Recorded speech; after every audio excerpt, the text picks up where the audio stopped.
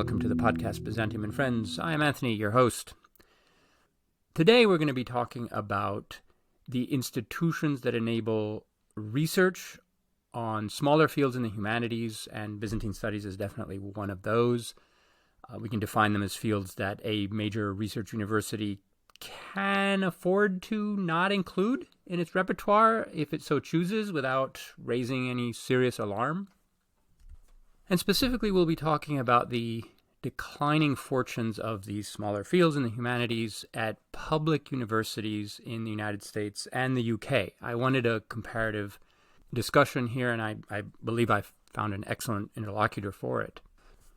The heart of the matter is a nexus of problems that I'll just enumerate, though at heart they're all part of the same problem.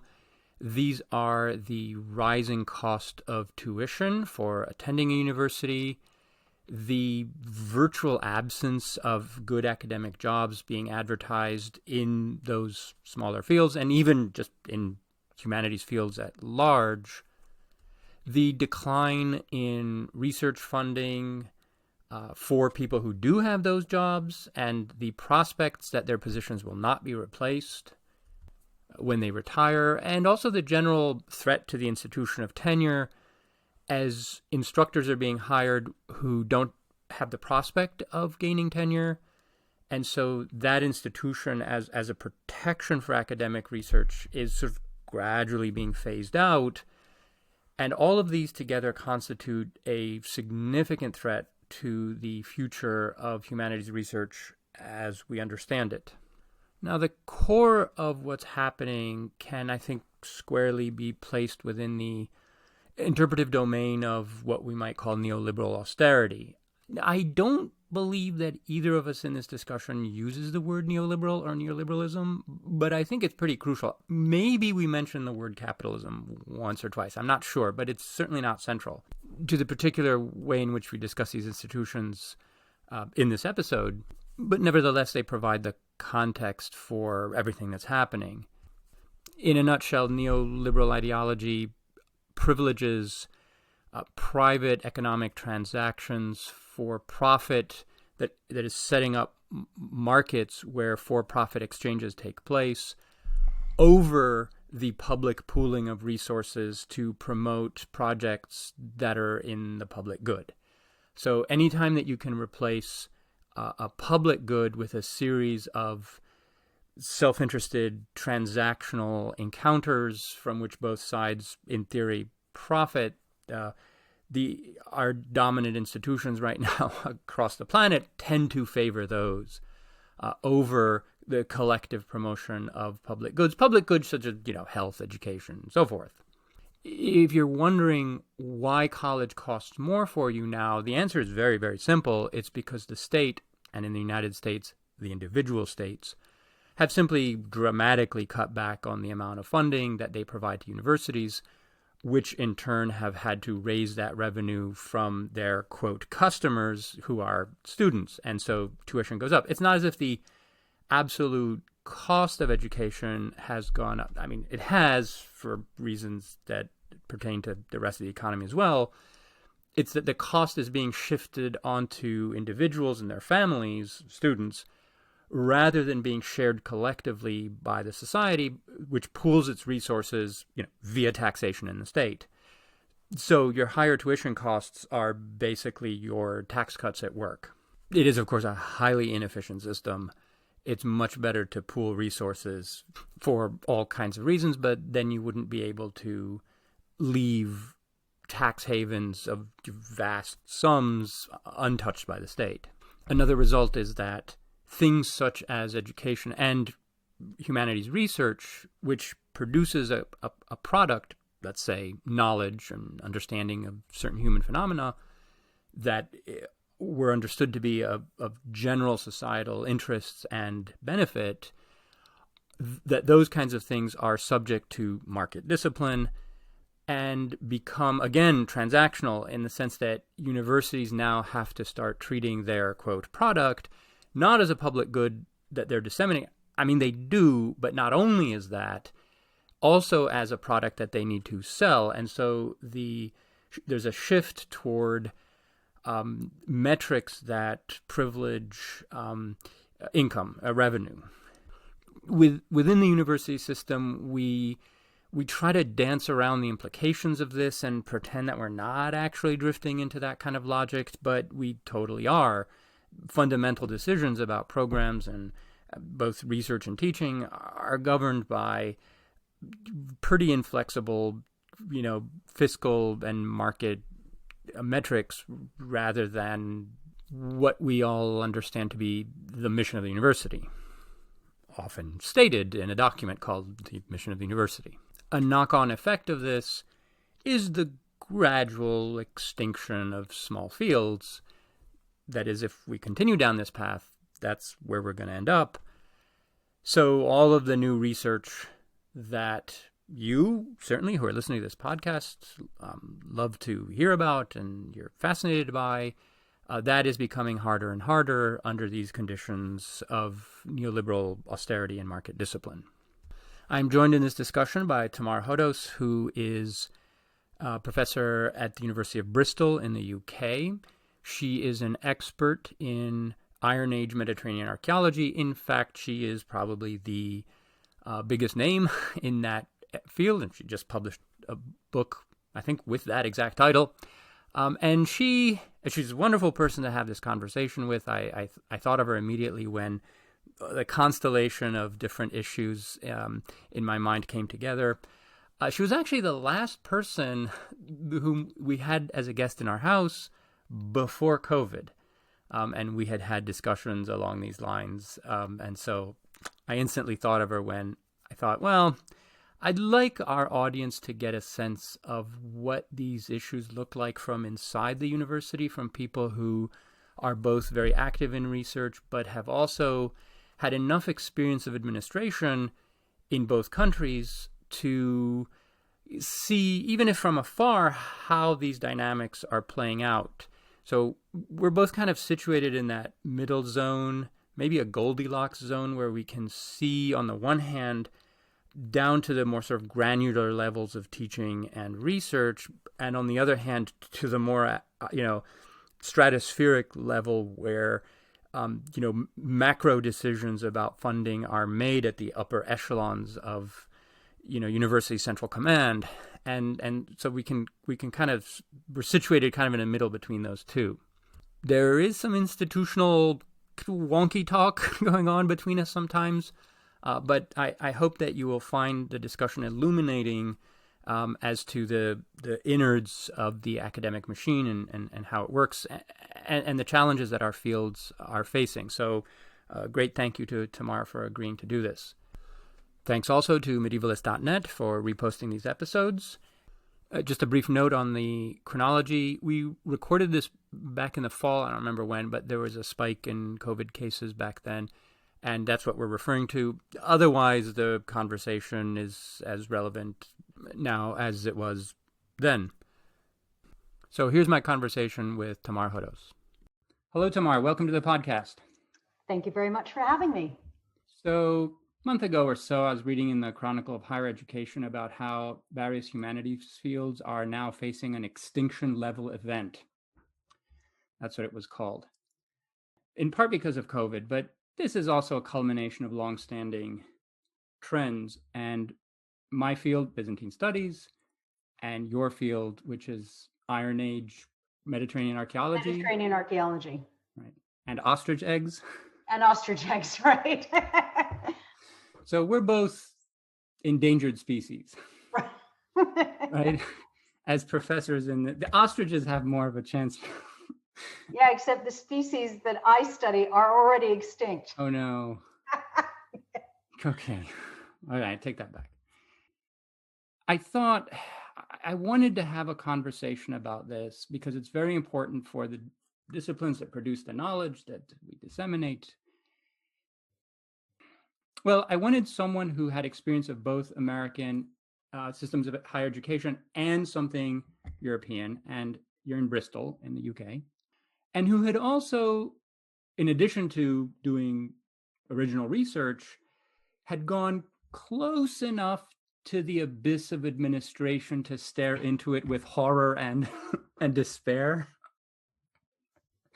and Yes. and someone good to rant with, and I immediately thought of you. Oh, how kind. What we're going to talk about today is a tangle of financial, managerial, administrative, and ideological issues that are slowly driving the world of academic research in the humanities generally and in small fields in particular toward extinction. Yeah. I agree. Actually, I was thinking about this just yesterday.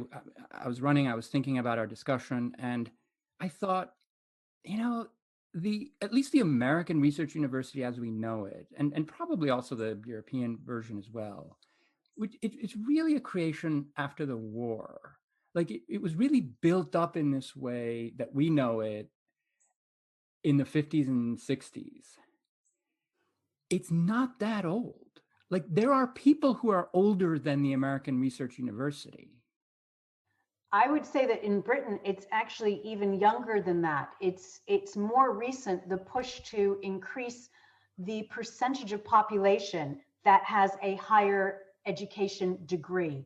That's been since I've been here. I've been resident in the UK since 1990. And in the 90s, there was a massive push to expand access to higher education so that a greater percentage of the population would get university degrees. Right. So like a delayed GI Bill or something.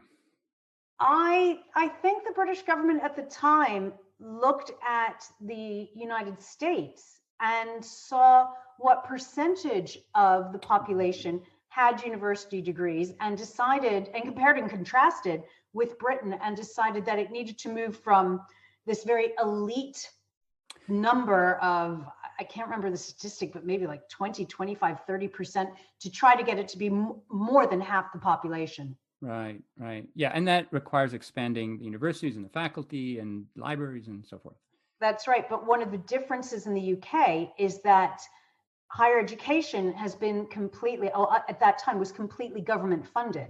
So the expansion of students meant that the government had to put more money into paying, compensating universities for the tuition, but also paying living expenses to the students. So a government grant would not only cover your tuition fees, which the students never saw, but you would have a maintenance grant so that you could live for the 3 years that you did your degree. University degrees here tend to be 3 years long. Sure.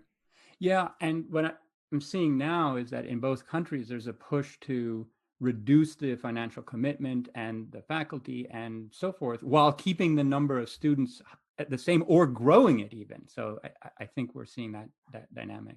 So what we've had in the UK since 1998, the government started to introduce tuition fees. And at first it was just £1,000 a year.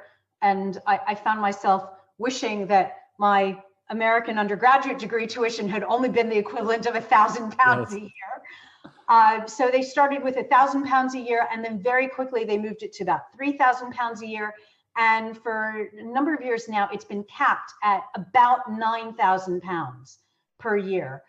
And the government introduced various loan schemes for students, their families, to take out loans to pay for that. But the idea of taking on debt for higher education is still extremely uncomfortable for a lot of people here. And this generation, if you think since 1998, it's been, only in the last 20 years, generous 20 years, it's a new generation that is taking this on. So it's a big culture shift for Britain. That's already happened here. We're seeing that in our rearview mirror. So what I wanted to talk about is this cluster of developments. They're all tied together, and they're not intuitive to people outside of the administration of higher education. So they might be seeing these things as separate developments or not seeing how they're linked, but they all are linked. And I'm referring specifically to how college is getting more expensive for undergraduate students, why there are so few academic jobs for those who graduate with a PhD, what kinds of structural changes are occurring within academic fields because of these constraints. Also now, graduate study is probably going to get a lot more restrictive. possibly more expensive anywhere you pay for it. So I just wanted to outline how all of these things are linked and why they're happening, and start with why college has gotten so expensive. You hinted at the sort of incremental growth of tuition in the UK. In the US, this has been stratospheric, right? The growth of tuition for colleges, and it's just gone up and up and up during the past generation, to the point where you're now just basically in many universities, you're basically like buying a new Mercedes every year for tuition. I'm nodding my head, but your listeners can't see that. I'm nodding my head enthusiastically.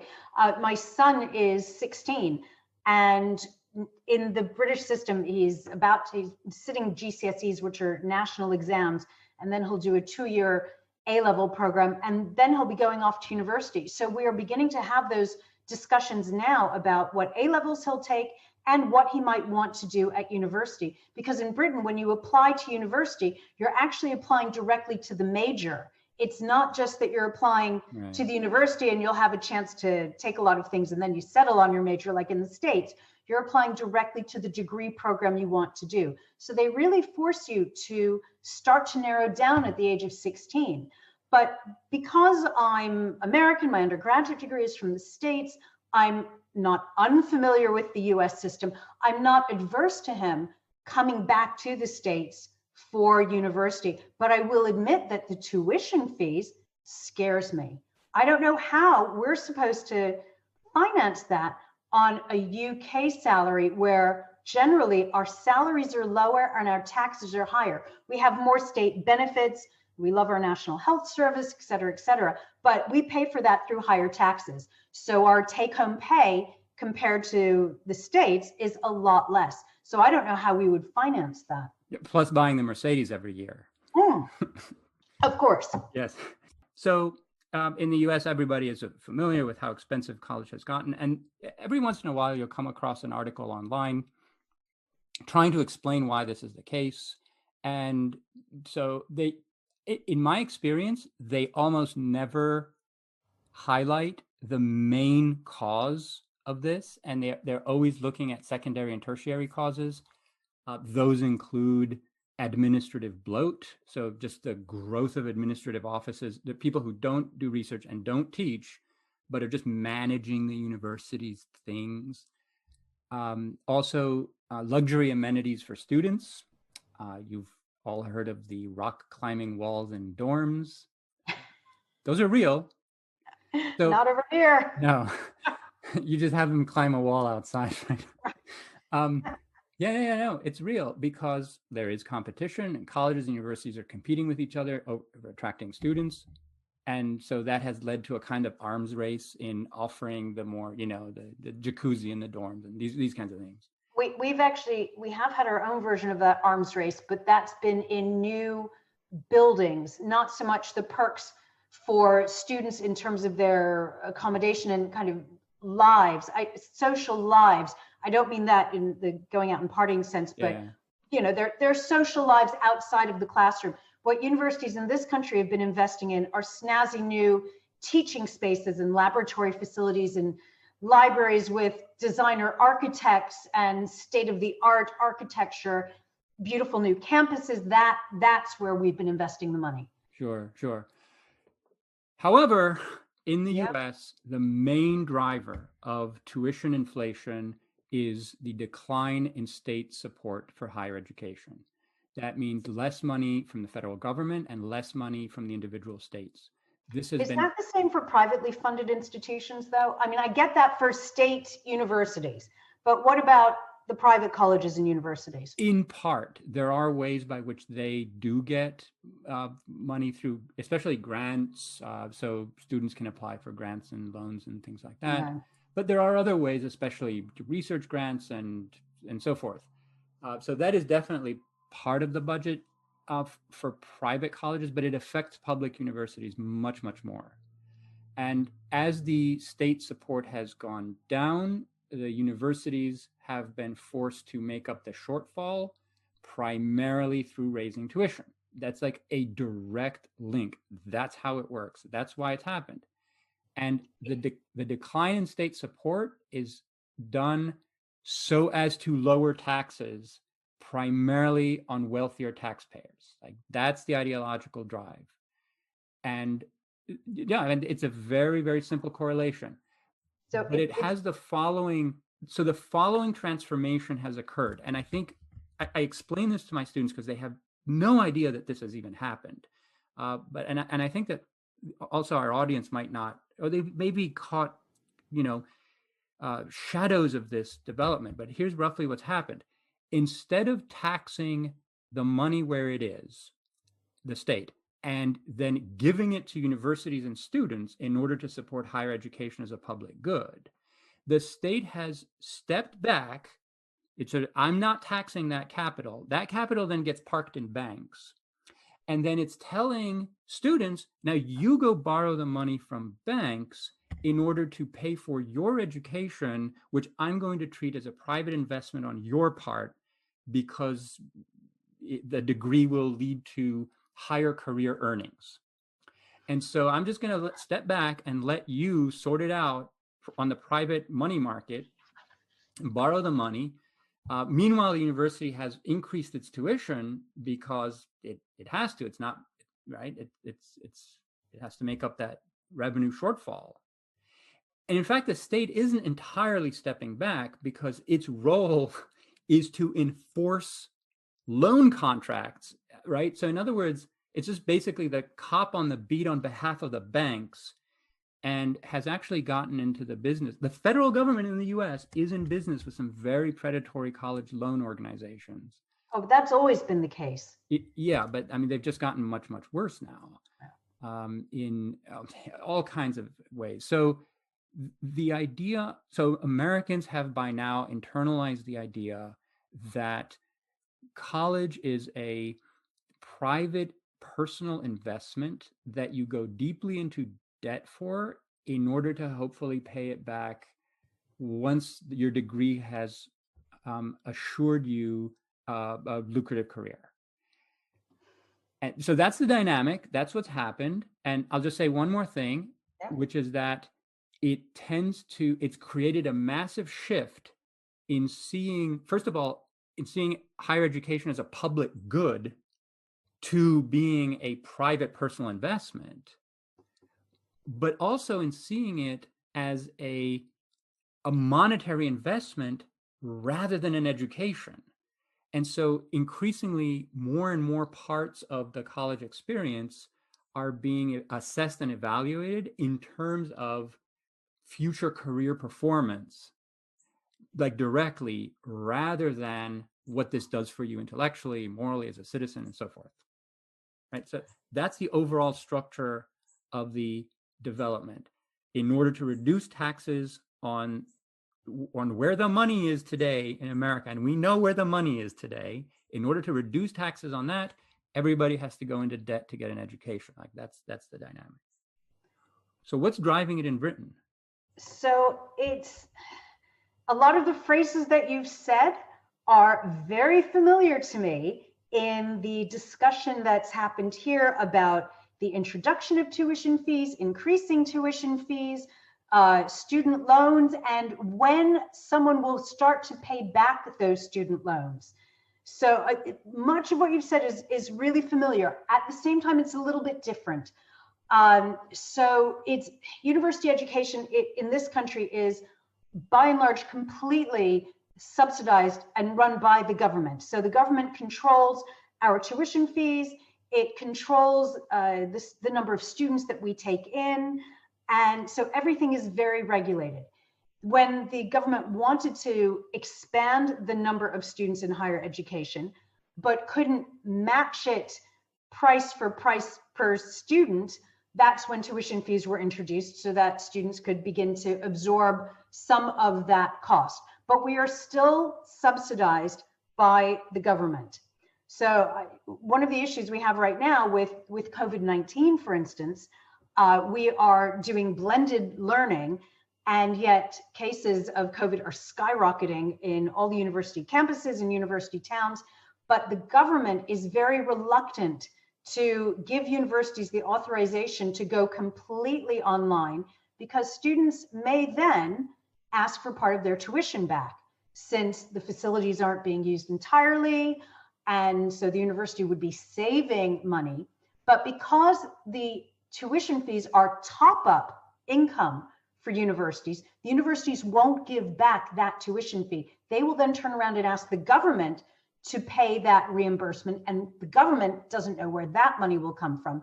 And this is why we're at this impasse right now, where we're continuing to deliver a certain amount of face-to-face teaching every day, every week, and yet cases are continuing to rise and no one is calling the brakes on that. And I will say staff are very anxious. I think a lot of students are very anxious as well, but also very confused as to why things, this is a juggernaut that nobody seems to know where it's going. But that's a little bit of a diversion. So when the government wanted to increase tuition fee or increase students, they expanded student numbers, they increased tuition fees. And part of the argument for that was a demonstration of people with college degrees, university degrees, have higher earning potential than those who don't. So that was the argument. It's worth taking on the debt because when you get into one of these high-paying jobs after graduation, because you have a university degree that you won't really be able to get so easily if you don't have a degree, then you'll be able to pay the debt back. But there is also a threshold at which you do pay those loans back because they're government loans. These aren't private banks. This is government student loans. And if you don't earn above that threshold after an extended period of time, I think it might be 20 years or 25 years, the government waives the loans altogether. So you never pay them back. So for people who go into, say, the teaching profession and perhaps don't progress to becoming a head of school or move up the hierarchy, but where they're earning that threshold, they may end up never paying back those student loans. So the government ultimately may lose out. And because this is such a new scheme for us, it's only been, I know I said that government funded higher education until 1998, but then they started with £1,000 tuition fee. That's fairly easy to pay back. But ever since it's been £9,000, which has been in the last, I think about 8 years, slightly longer, we don't know the long-term employability prospects, earning potential to see how many of those loans will be paid back. And of course, nobody could anticipate 2008. Yeah, that the £9,000 fee has to be a lot longer than that. It must be more than, it might be 15 years now. And so we just don't know how many of those loans will be written off. And that will have economic consequences because of the income that the government would have been expecting from the payment of those loans. I think it's important to add here that for all that might count as a monetary loss, a direct loss in government revenue from the return of those loans, nevertheless, the government has already invested in creating an educated workforce which then contributes to economic growth and productivity. In other words, it's not a loss for the government to invest, right, in educating its citizens so that they have complex jobs. I'd like to think that I'd like to agree with you on that. One of the differences that we have here, one of the issues we have, is that there are more students who want to do humanities subjects, which are cheaper to teach, as opposed to the STEM subjects, which require expensive laboratory equipment, right, et cetera, et cetera. Right. So it costs more to teach a science student, a STEM subject student, than an arts and humanities student.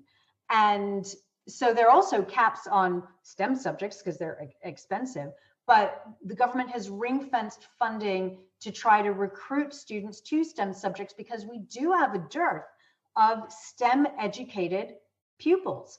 And we're short on engineers, we're short on STEM subject based profession. And that's because of the cost.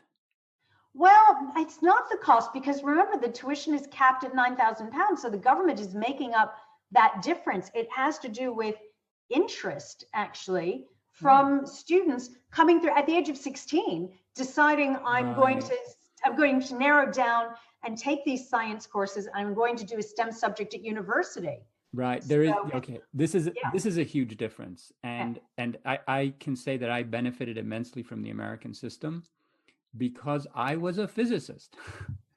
That's what I came to study. And I went into college as a chemist. wow, but there you go. Yeah.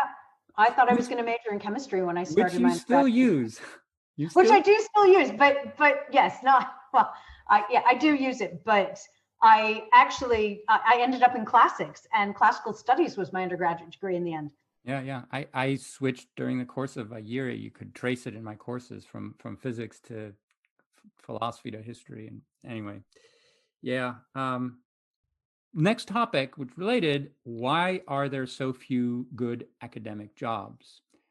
Shall we start with you? Why don't you tell us about the UK? Sure. Well, Yeah. I can answer that because again, we are controlled by the government. I mean, that sounds very, very draconian, but actually higher education is very much controlled by the government, how much a university might expand, because any expansion in student numbers means that the government has to put more money into that aspect that they are already paying for, that the students then top up with the loans. So there is kind of a cap on student numbers anyway.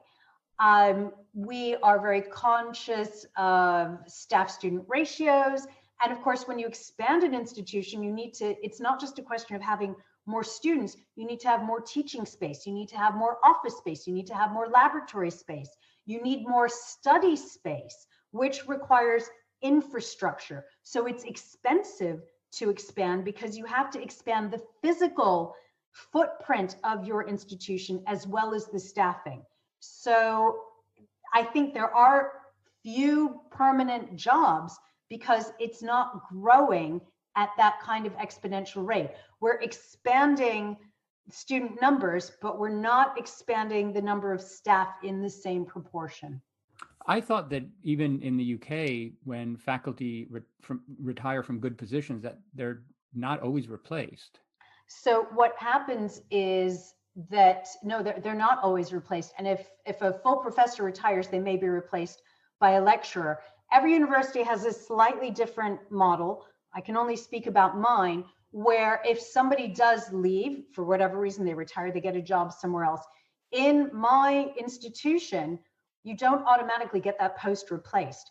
The department has to put forward a business case to justify the replacement. And it's not about intellectual justification. We need to have this area covered to provide this well-rounded base in this discipline. No, it's a business case. How will this post bring in income? So how do you make a business case for the professor of classics? We have to demonstrate that filling this post will bring in additional undergraduate students because we can create a new undergraduate degree, or we will be able to expand our master's degree offering, so we'll have more students come in to do a master's program. That's the only way, at least in the humanities. In the UK, as a rule, master's degrees are paid for by the students who... Definitely, absolutely. So in fact, even, well, I say definitely, in the sciences, it's more common to have funding for master's programs. But in the arts, there's extremely little funding for MA programs. But our MA programs are taught one-year degrees, by and large. I mean, some universities have slightly different variations on this, but by and large, a British master's program is a one-year taught program. And then you go into a PhD, which is pure research, but it's only 3 years long. You have 4 years to finish it, get it submitted within your 4th year. But by and large, the British, I guess, postgraduate program, you do a master's degree for 1 year and then 3 years of your PhD in which you're paying tuition fees. And then you might have a writing up fee in the 4th year. So that whole process is much quicker compared to the American market, but there's actually substantially less funding. As a university, we don't have that much private money to give to students to fund their PhDs. We, almost all of us, are part of national scheme for the humanities. The Arts and Humanities Research Council provides funding for PhD studentships that pays the cost of tuition and living expenses. and they're divided into clusters of consortia so universities group together and agree that they will co-supervise topics, and the Arts and Humanities Research Council gives each consortia a certain number of studentships.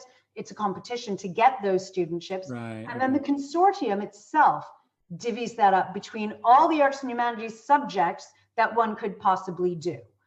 And so my university is in league with several others, and we have 30 funded studentships to give away each year across all the arts and humanities through 8 universities. Wow. That's not a lot. No, it's not. The structure, it sounds like a medieval Japanese feudal structure. I mean, I think part of the idea behind it is that the best and the brightest get the funding. Sure, we do have a number of students who do PhDs who are self-funded, and that happens as well. And of course, then the flip side, and this is where part of the question is, why are there so few academic jobs? We produce too many PhD students for the number of academic jobs that there are, just like in the States.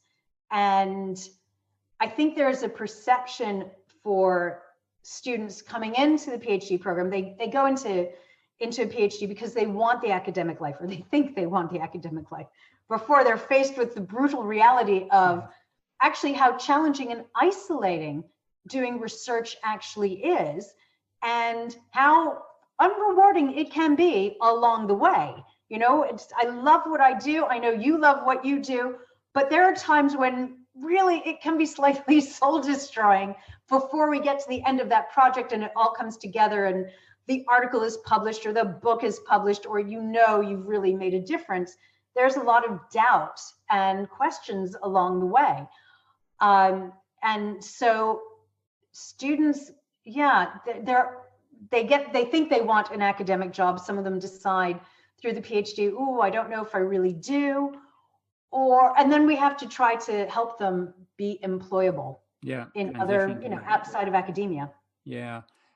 So in the US, of course, the higher education system is not centralized, and we don't have anything like that structure of a ministry deciding how many places there are and who gets into where and so on. Each college and university makes its own decisions about this, which tends to produce a certain sort of homogeneity in the practices, but nevertheless, they are autonomous units and often in competition with each other.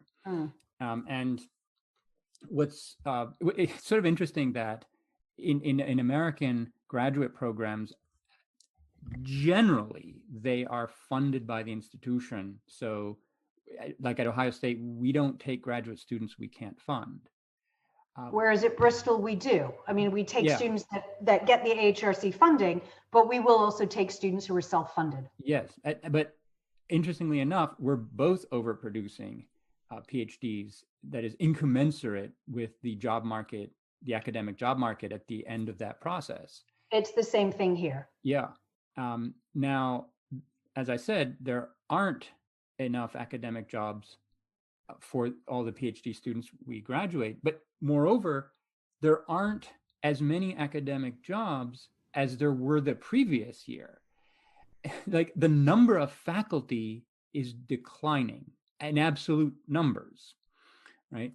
And if they're being replaced, they're being replaced by what in the US we call adjuncts or lecturers. And we call them temporary teaching staff, part-time hourly paid, or someone's on a casual contract, casualization, temporary contract.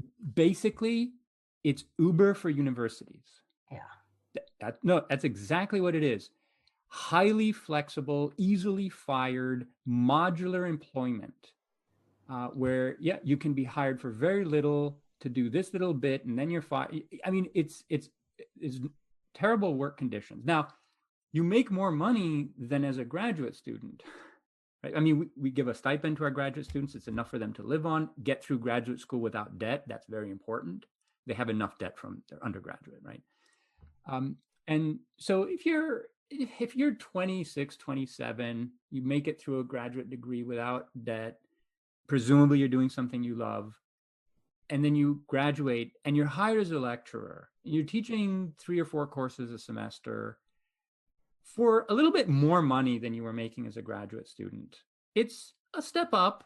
It's okay for a couple of years, right? But if it goes on, and like that's all you're finding, and you're having to move from city to city or cobble together enough courses from this university and that university in order to make a living, and you're just not finding a tenure track position, which is the experience of most PhDs by this point, it is just exploitative and demoralizing. And by this point in the US, I'm seeing data that instruction in American universities by adjuncts has reached 60-70% level.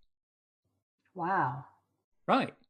Yeah. And why is this happening? Well, so the same reasons that are driving tuition up. In other words, as revenue from the state, as support from the state declines and expenses go up, because expenses go up in the natural course of things, the budgets are getting squeezed, and those who make decisions about money make them based on what's going to bring them more money. Like that's the thinking. And they tend to think, and I'm not sure they're right about this, but they tend to think that humanities is not one of those things. And so professorships are not replaced. And if the teaching capacity is replaced, it's replaced with lecturers. It's not dissimilar here in some regards as well. So I had a colleague who left in February. She hasn't been replaced because we would have to put in a business case, but we still have huge numbers of students. So we've had to hire in somebody temporary to help us keep our staff student ratio overall within the department. And so that's this whole business case model creates this casual gig economy where you get somebody coming in to cover for the year while the department gets its paperwork in order and gets it approved by the various hierarchies of senior management within the institution before we can then advertise for the job. And part of the problem with that, of course, is it's a great opportunity for you as a recent newly minted PhD to get some really valuable teaching experience, show you're a team player, show you're adaptable, spread your wings and all of that. Right. But when it comes to the job, it's all about research. And in this country, it's all about your publications, your research outputs, your grant capture. And so great that you can teach all these things and that you have been teaching all these things. But if you're not still publishing articles in major peer reviews and getting that monograph out, you could be working year after year in these arguably crappy jobs, not having the time to do the research because you're a teaching fellow. So you're given more teaching than the permanent members of staff, just at a time when actually you need the time and headspace to develop your research profile to show that you are a researcher and can hack it as a permanent academic. This has also given rise to the industry of postdocs, which has increased dramatically in the arts and humanities. When I finished my PhD in a previous millennium, the way you got your academic permanent job was through these temporary teaching contracts. You go from contract to contract. Eventually, a teaching job would, a permanent post would come up, and because you showed you had research, but really you could teach all these things. Then you were hired, and then the young member of staff had all the teaching piled onto you so that the more senior members of staff could do less teaching and focus on their research. That shifted probably over the last 10 to 15 years. And what I see now is that there's this industry of postdocs where somebody finishes and then they'll get a postdoc position for a year and they'll bounce to another one. And then maybe they'll have something at a university that'll be a postdoc that they'll do some teaching, and they'll bounce from position to position to position like that, getting the publications out, waiting for that permanent job to come up. And it's extended that kind of waiting to get on with your life considerably. And considering that the US market, or it takes a lot longer to do the master's degree and PhD, even if you go straight through from age 21, you graduate from college, and you go straight into a master's PhD program, you're in your late 20s, if you're lucky, when you get that PhD. And then you move from postdoc to postdoc to postdoc, you could be in your mid 30s. before you finally get a tenure track job. And then you have to do all the things that are necessary to get tenure. And for women especially, where we have a biological clock ticking, it is detrimental to settling down, putting down roots, and having a healthy work-life balance that you as an individual might like to have.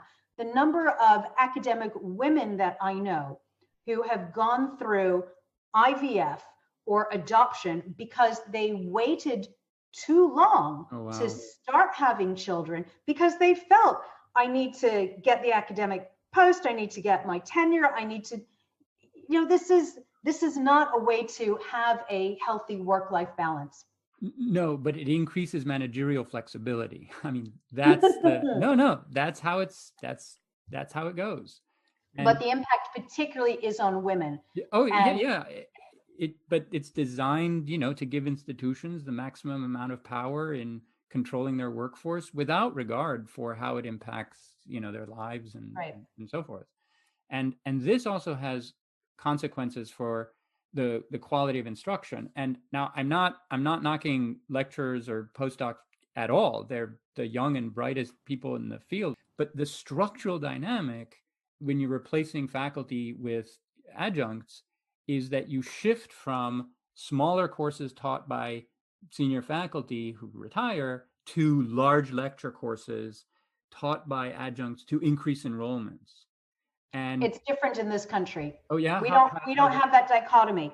So we have in my department a couple of temporary staff members who are actually as fully integrated. They teach. We all teach large mandatory units. We all teach our own special subjects. So in terms of that kind of balance of running mandatory units, but also having a special subject, it's very equitable in that way. See, there are controls that prevent me. So I'm the chair of classics right here, but there are higher level managerial controls that prevent me from doing that, in the sense that I used to have more faculty, like 16, and now I'm down to 12. And faculty you can assign to smaller courses without needing to justify it, because they're to be specialists teaching in their whatever. But when I ask the dean to hire a lecturer, especially now under COVID, it's all like, okay, how many students? And we'll start approving from the larger courses. The larger you can make them, the better.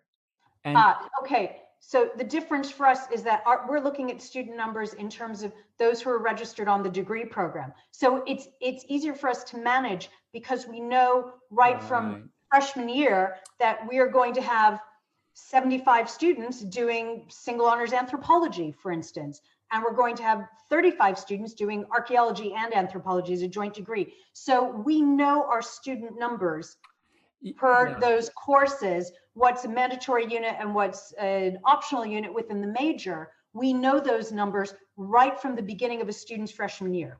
I see. Yeah, because you cubbyhole students by their majors and right. That's right. You apply directly to the major. Because we don't do that. We're constantly being told, go get as many engineering students as you can and pack them into your courses. And we have a huge mythology course, and I think that's the largest course in the university, I believe. So we don't even have that flexibility here, because we're modular in name, but not in practice. We have 3 tiers that a student needs to move through over 3 years. So it's not like moving through 100 level, 200 level, 300 level over 4 years, where if you've got a clash in the timetable, then you'll just do it the following year because you'll follow your prerequisites, and it will all work out by your senior year. You'll have taken the mandatory units and the optional units just in a different order from your mate, perhaps. Here, it's 3 tiers in 3 years. So actually, there's often very little flexibility, and students don't have much chance to take a class outside of their major area, or they might only get to do one.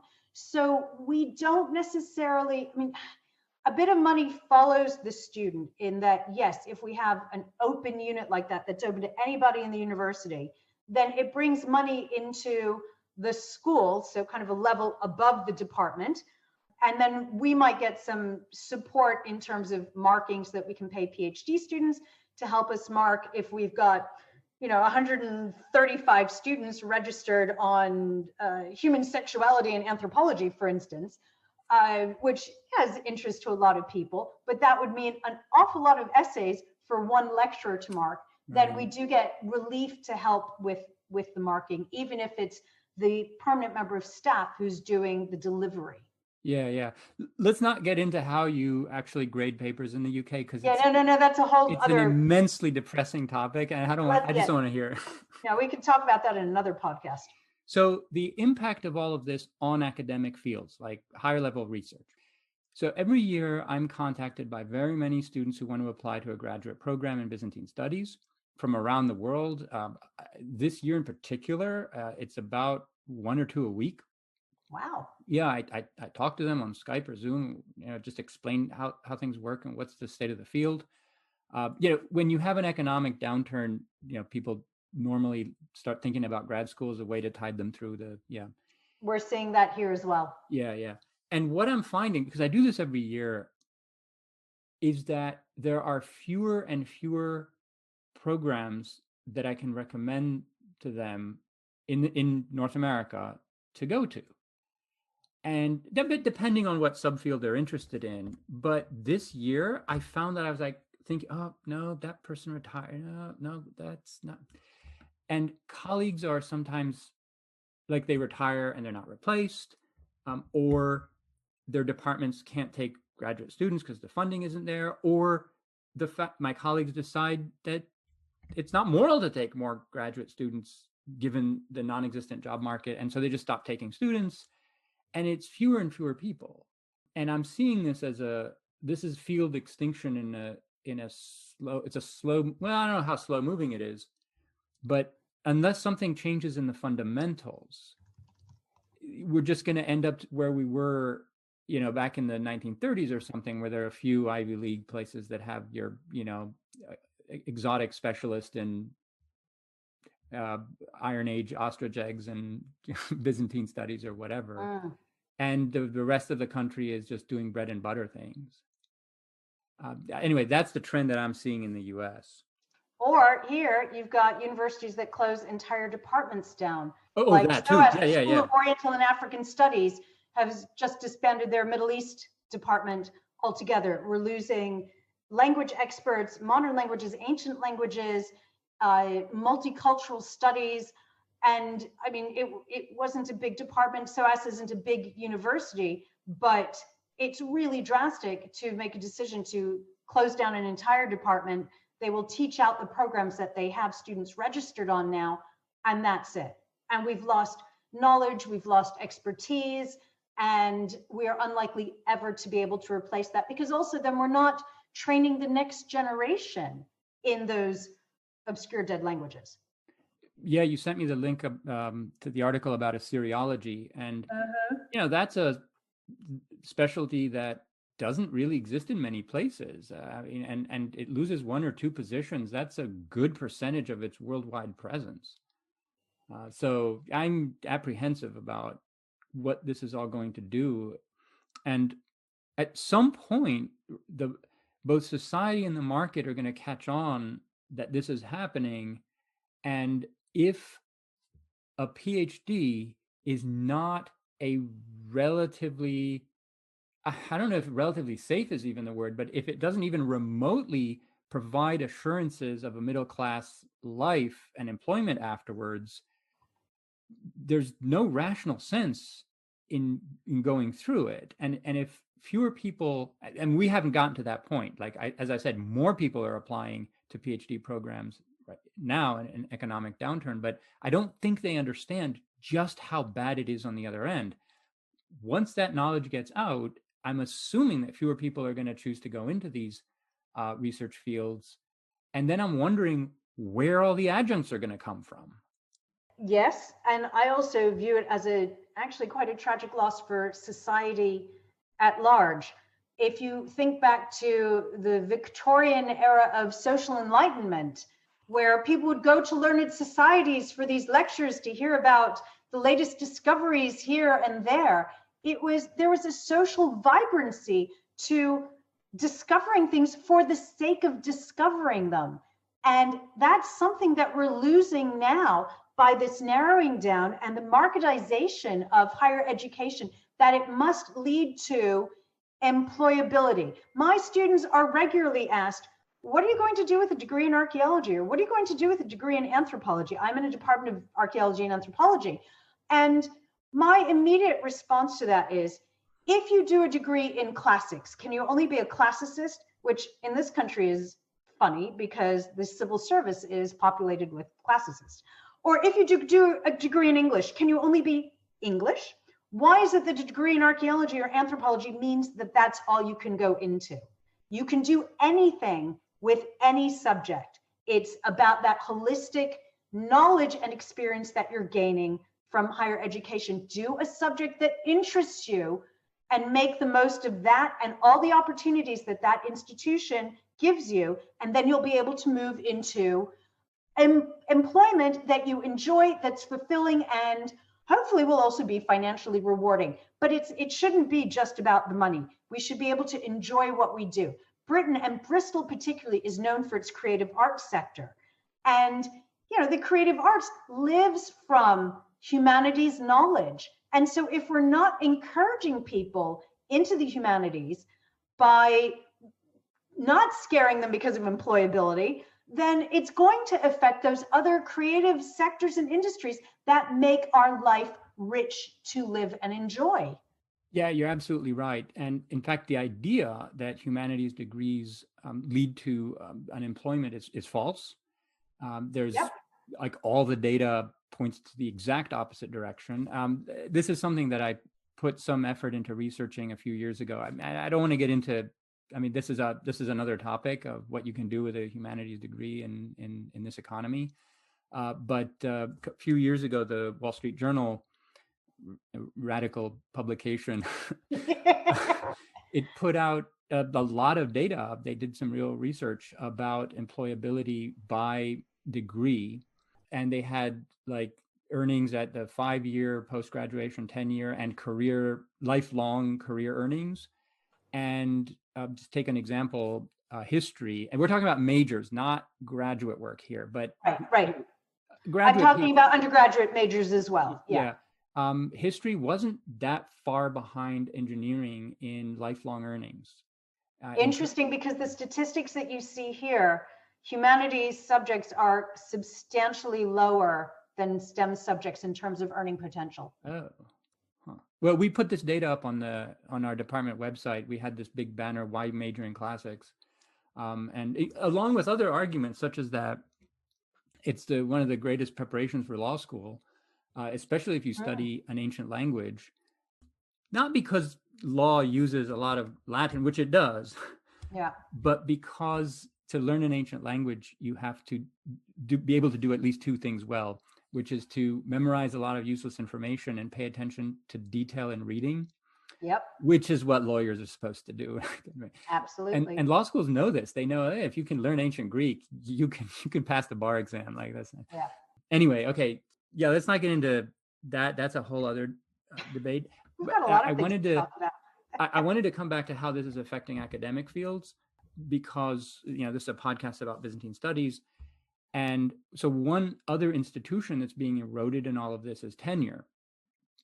And it's not, so tenure is a particular US institution. I know that there's some kind of equivalence in the UK. You can tell us about that in a moment. But in the US, it's being eroded not so much by changing the rules about it. There was an attempt to do this in Wisconsin by the governor, and so, but those are rather marginal efforts. It's being eroded simply because you're not hiring faculty, but only lecturers. You're just simply you're eliminating tenure by simply not hiring people who have it or who have a prospect for getting it. Okay. Right. You're just kind of phasing it out through attrition. Yeah. And the reason I bring up tenure is because most people don't understand exactly what it's for and what it does. And I think that popular perceptions, which are always driven by kind of populist narratives and this sort of thing, is that it's just a cozy perks that those intellectuals have. And, it's like, and I don't know, they picture us sitting Even though in, it's a phenomenally brutal process. it's, it's pretty rough, or it can be, but that's not what it's for. It's not meant, it's not some sort of bonus, like, you published a book and did a good job and you got a promotion. Here, I'll give you job security. It is precisely to protect us from political interference and public pressure in trying to research sensitive areas and to speak the truths in publications.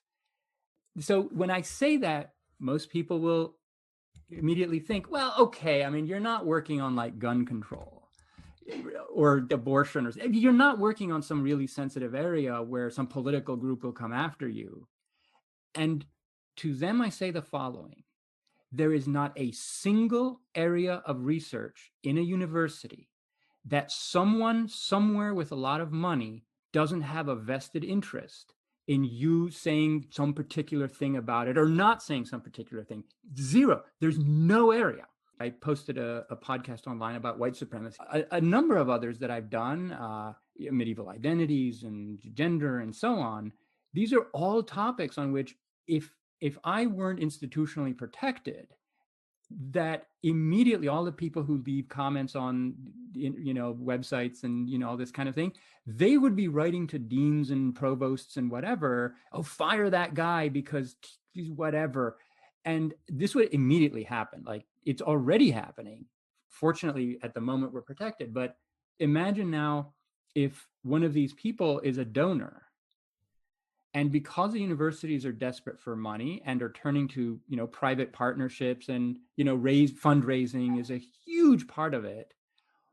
All you need to get is some donor with some ideas about, medieval Serbia or whatever, to say, I've heard you, I'm going to give you money for that new athletic complex or whatever. But I heard you've got this guy who said that. But if we weren't protected that way, the way our adjuncts aren't, I mean, I'll protect our adjuncts if this ever comes up. Like, I'll just sort of extend that. Like, no, I'm not going to not hire someone because you don't like the way they teach ancient gender. Right.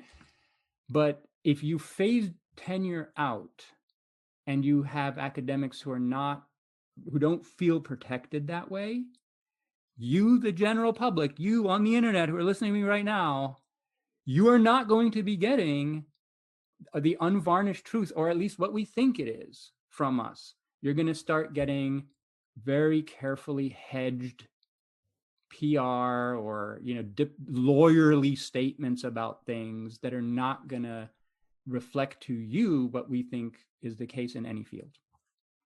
Britain is not quite at that level yet, although it wouldn't surprise me if in the next 20 to 30 years, increasingly, universities do have to rely on big donors like that.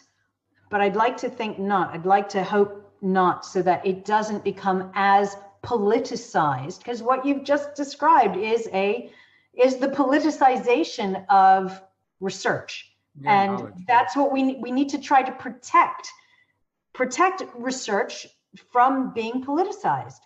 We don't have the system of tenure here.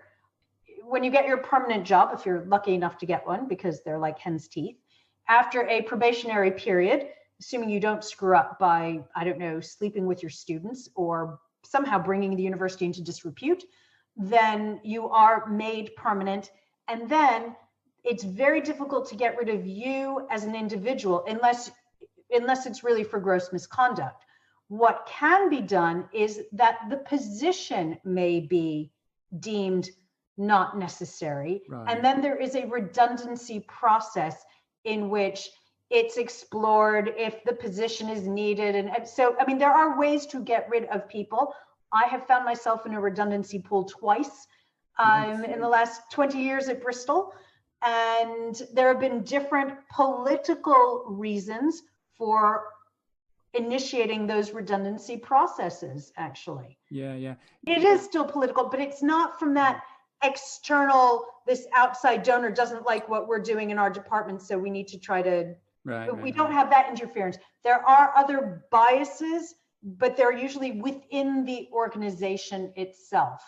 So Tamar, we're almost out of time. I think we laid everything out pretty clearly so that our audience can understand the institutions in which we work and our concern for how these, both the decline in support for public institutions is eroding that which they love, which is us, engaging in this research and making it available. The David Graeber, anthropologist, recently died. And I was on an airplane once, and he had an article, maybe it was in the Chronicle, I don't know. And he was making this hypothetical argument about universal basic income. Just as a thought experiment. Imagine if universal basic income came along and said, okay, you know what? I'm going to give you half the salary that you make now, and you can leave your job and just take that. So you don't work, that's your, right? A question to academics, like, would you take that deal in order to continue to do research, right? Ooh. Yeah. I mean, how he was very provocative. Yeah. Basically trolling the profession, right, all the time. Yeah. But I wake up in the night sometimes and thinking about this, like, would I take that deal in order to do more research? Like, assuming you have access to a library and whatever. Like, how much do you love your research? I think he'd take it. He was the kind of person I think he would take it. But anyway, no, I don't mean to put you on the spot. That's not a question. That's just a hypothetical. Anyway, any closing thoughts? Coming into this, I actually thought we were probably further apart, but actually, the more we've discussed and compared, contrasted, and analyzed, actually, I think the UK and the US are not as different as they might look from structures and practices, which I have to say for me is worrying for the future of UK Agreed. Higher education. Yeah, Agreed. Because I mean, in the long run, I think it's moving in the US way anyway. The cap on tuition fees can't remain forever. I think it's going to have to become much more of that free market economy in university education, like as exists in the US. And then goodness only knows what's going to happen here. Or we can just tax all of those sums that are sitting in the Cayman Islands or wherever they are. Right. Yeah, I mean, that would solve a lot of problems. That would indeed. All right, Tamar, thank you so much for being on the podcast. This has been so much fun, and I've really enjoyed it. I could talk to you for hours. Thank you very much for having me. Likewise.